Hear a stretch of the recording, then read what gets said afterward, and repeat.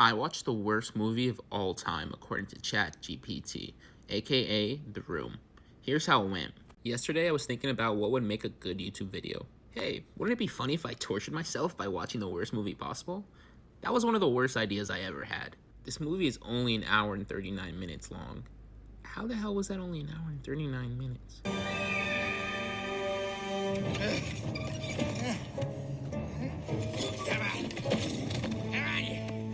Almost there.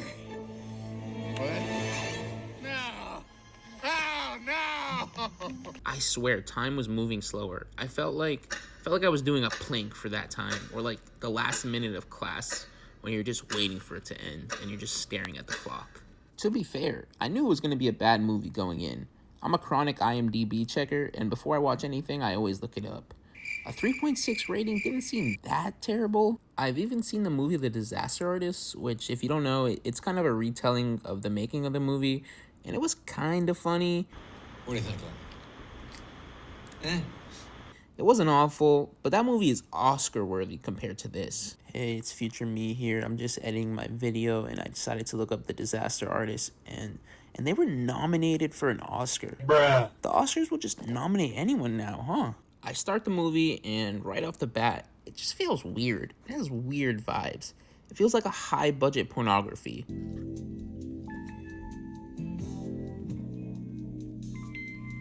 Which I've never watched. My friend said that. The movie is a story about Johnny, Lisa, and Mark. Johnny's a successful banker, but he feels unappreciated at work. Lisa is his fiancée, who he's been dating for, I think, 8 years. 84 years. And Mark is Johnny's best friend, who lives right next door. And then there's Denny, who Johnny treats like a son. He used to be homeless, but Johnny's been paying for his place and covering his college tuition. The plot of the movie revolves around a messy love triangle between Johnny, Mark, and Lisa. Out of nowhere one day, Lisa's just like, Johnny's boring. Let me sleep with his best friend. Mark kind of reluctantly agrees. She kind of seduces him, and they fool around. Lisa decides that even though she has plans to marry Johnny in literally a month, she wants to call off the wedding. Whatever, I do what I want. But she obviously doesn't tell her fiancé that. Why would she do that? Why would she do something that makes sense? Instead, she manipulates Johnny into getting drunk, which he apparently has never done before. You're right, it tastes good. Well, that was easy. And then she goes spreading around the rumor that he beat her. Lisa tells her mom all that, and the mom is just like, Johnny has money. You should marry him even if you don't love him. You need to be financially stable. You got 2587. Not for long. I make bad financial decisions.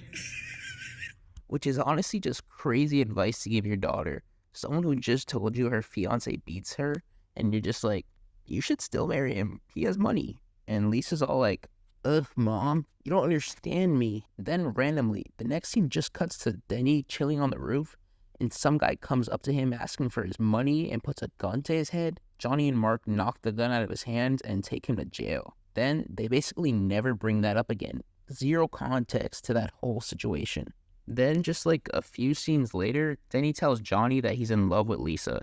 And Johnny's just like, oh, that's cool. She loves you like a friend. And then he just immediately accepts that and is like, I'm going to go propose to my girlfriend. That's never been mentioned up until this point of the movie. And we're never going to talk about what just happened. While all this is going on, Lisa's just moping around the house, telling literally everyone she can that she's cheating on Johnny. Basically, everyone knows but him. She even tells her mom, who's like, you shouldn't do that. And then, oh well. Later on, Johnny, Mark, and their accounting friend are just chilling together, talking about women. Mark basically reveals what's going on with Lisa without saying her name. Then Lisa comes home, and things get weird. Mark and the accounting friend leave and go up to the roof. The accountant guy isn't dumb. He kind of figures it out, and he accuses Mark of sleeping with Lisa. He tries to give him advice, but Mark gets mad, and he almost throws him off the roof. Mark barely apologizes. He just says sorry, and they immediately go back to talking like normal. Sorry. Sorry, man. You okay? Yeah, I'm fine.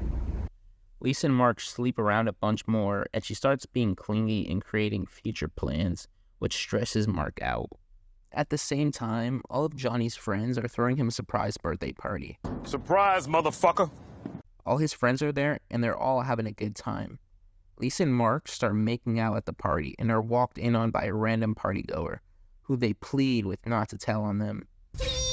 No, Chowder. Pretty please. What? Johnny and the rest of the party come in the room, and he makes an announcement that Lisa's pregnant. Mark is like, what the hell? Why didn't you tell me? She's like, it's not true. I just told him that for fun. Towards the end of the party, Lisa just decides to dance all seductively on top of Mark, right in front of Johnny. Johnny finally, for once, gets pissed, and he and Mark get into a physical fight. Everyone leaves the party, and Johnny locks himself in the bathroom. Lisa stands outside and makes plans to leave Johnny for Mark. She goes off, and Johnny starts tweaking. He just kills himself.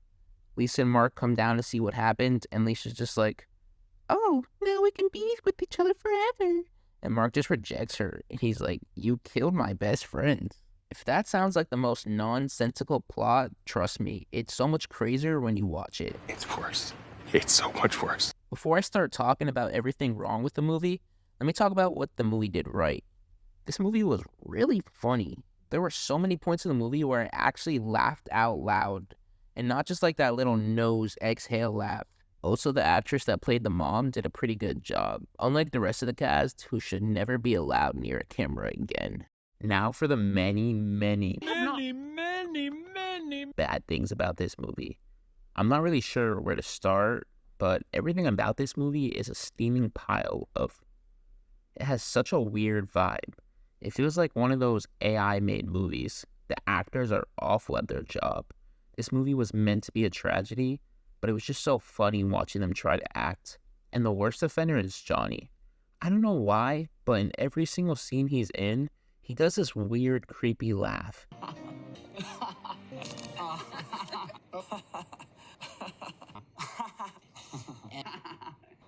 You're wet. His timing is really off on everything. You've definitely seen this clip before. I did not hit her. It's not true. It's bullshit. I did not hit her. I did not. Oh, hi, Mark. But he's like this the whole movie.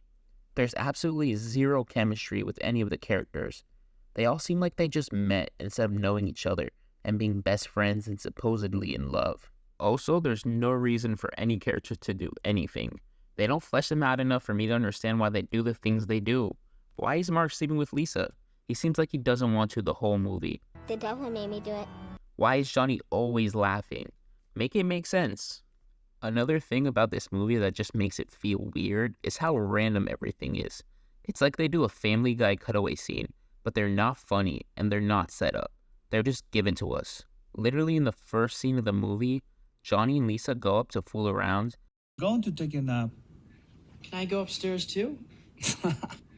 Denny, I think I'm gonna join him.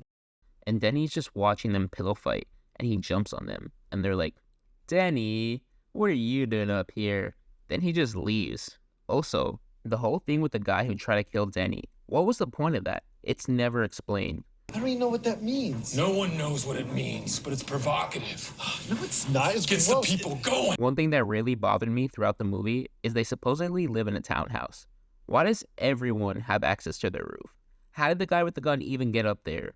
Oh, and not to mention, the green screen looks awful in every scene of them on the roof. I know this movie is from 2003, but that's just unexcusable. You didn't even need to do all that. You could have just shot this on an actual roof. It's not even CGI. It's just normal background. The movie wasn't even super cheap to make. It cost $6 million in 2003, which would be around $10 million today. You want to hear some movies that were made for less? Whiplash, Get Out, and Nightcrawler. That's just some of the many movies that look and are infinitely better than this one. Besides for that, there's really not much else to say about this movie. The pacing is awful and it really drags along for most of the movie. It also basically has like 2 locations, so it feels like nothing's happening for long periods. But my attention span honestly just might be cooked. I don't recommend anyone watch this movie, and I'm giving it 2 stars out of 10, just because it's funny. But don't watch this movie if you love yourself. But anyways, thank you for watching, and please like and subscribe. Goodbye.